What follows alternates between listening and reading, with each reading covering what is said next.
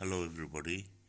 Today I want to go over uh, the difference between valuation and correction of an answer script in PU, right? Or I want to go over how to correct an answer. Okay, so here I have a copy of an answer which was on the poem If I Was a Tree in the first PU English textbook of Karnataka State. So here we have a real answer written by a student and I've copied it out. Uh, we'll see how to correct the answer first. So the student has written, the poem If I Was a Tree is a satire on social discrimination.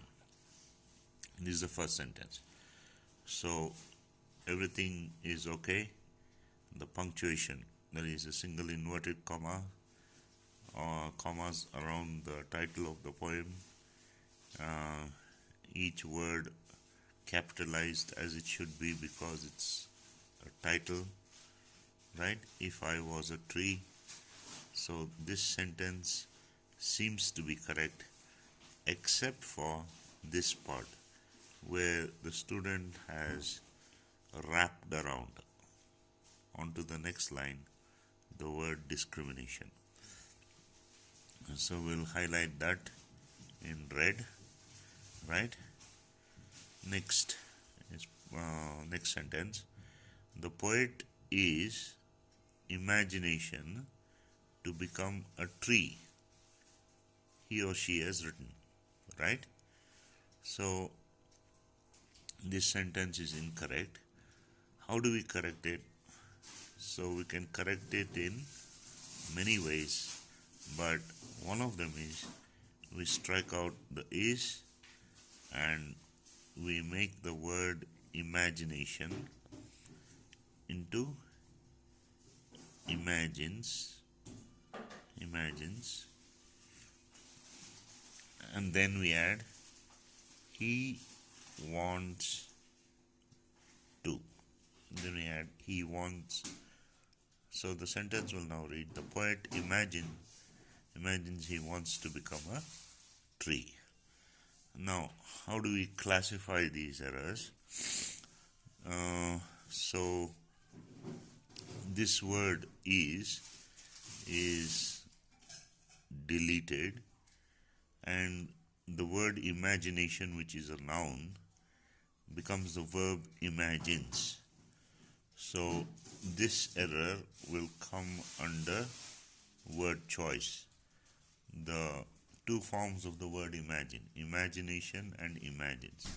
So one of them is a verb, the other is a noun. So we'll classify this error under word choice. And then we have added he wants.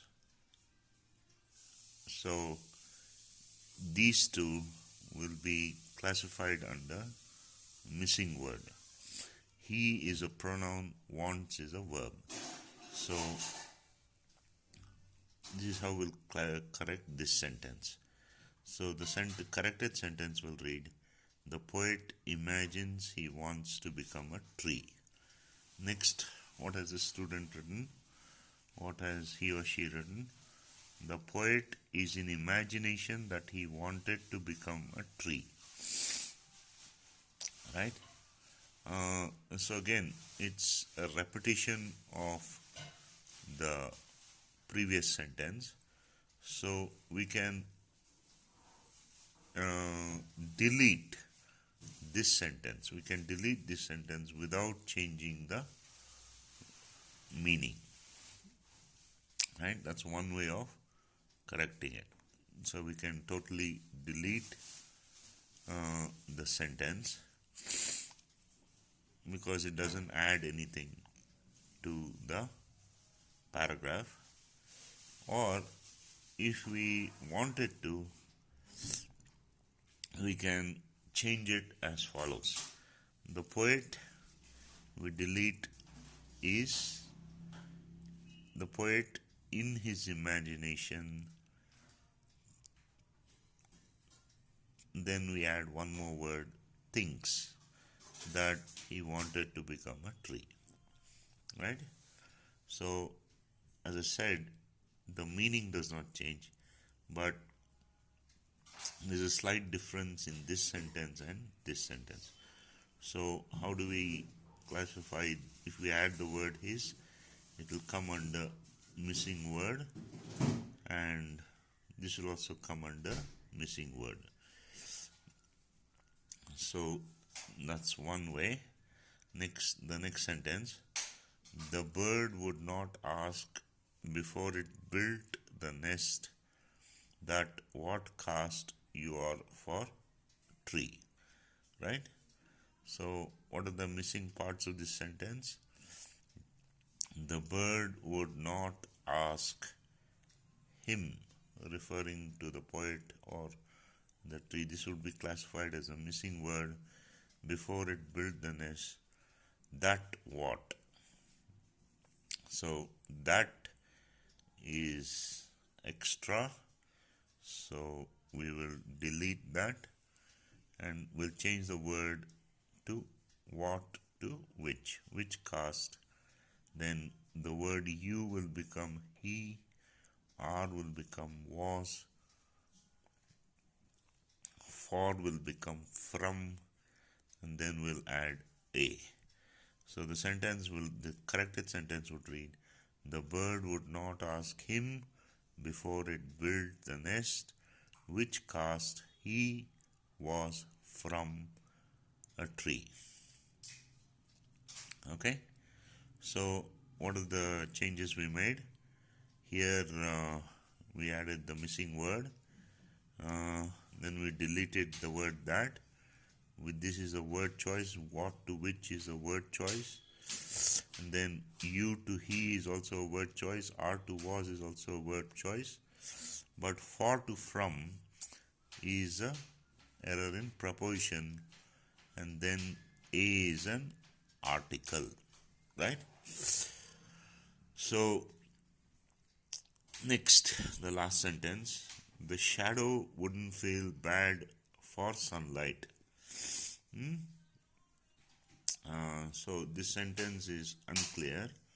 So how will we change it? That is, how will the evaluator or the corrector understand what the student has written? So it would be something like, the shadow wouldn't feel bad. For will be changed to if, and then we'll add sunlight fell on it. Right? Shadow wouldn't feel bad if sunlight fell on it.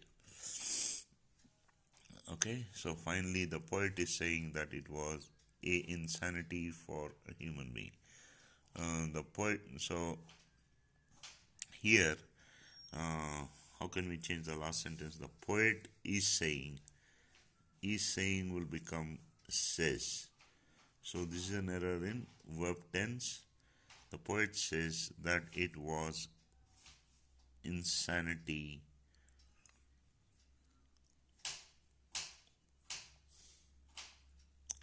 okay, for will become to, that is a preposition, to be a human being. The poet says that it was insanity to be a human being. So this poem actually is about the caste system. The poet says that he wishes that he were a tree instead of a lower caste person. So in the light of the poem, the student has written this, and these are the corrections which have been made. Now, if the student were to try to correct these things by himself or herself, how would he or she go about it? So in the first PU workbook, in the first PU English workbook, there is a chapter on correction of sentences. This chapter in the first PU English textbook on correction of sentences deals with the errors which students commonly make when writing an answer. So you can find the first PU textbook workbook on Google. First PU English textbook of Karnataka State, India on Google. So if you go to this chapter in the workbook, you'll find that the errors are classified under articles, then they are classified under the errors of prepositions, the errors of verb tense, the errors of subject-verb agreement. Then we have a few others like redundancy, then word usage, word choice or word usage, then a few others. So you can access these things, this workbook, you can access this workbook on Google, as I said. So this answer, this partial answer has been corrected. Now this answer is allotted a maximum of 6 marks. So what does it mean? If I were to value this, if I were to assign a value to this answer, I'd see that most of the points, in this part of the answer at least, most of the points required are there. So because the main points of the answer are there, out of 6, I would give it 4.5 to 5. But if I were to value it, now valuing means that you can have negative marking. So if I were to deduct minus 1/3 mark for each error, then see, minus 1/3, minus 1/3, minus 1/3, 1 mark gone. Minus 1/3, minus 1/3, minus 1/3, 2 marks gone. Then minus 1/3, minus 1/3, minus 1/3, that's 3 marks. So if I were to value it, if I were to calculate it strictly, then the student would get hardly half, if that. It gets 0 to 1. He or she would get 0 to 1 if I were to value it strictly. So this is the difference between valuing an answer and correcting an answer. So most of the answer scripts are valued, they are not corrected. So this is the difference between valuing and correcting. Thank you.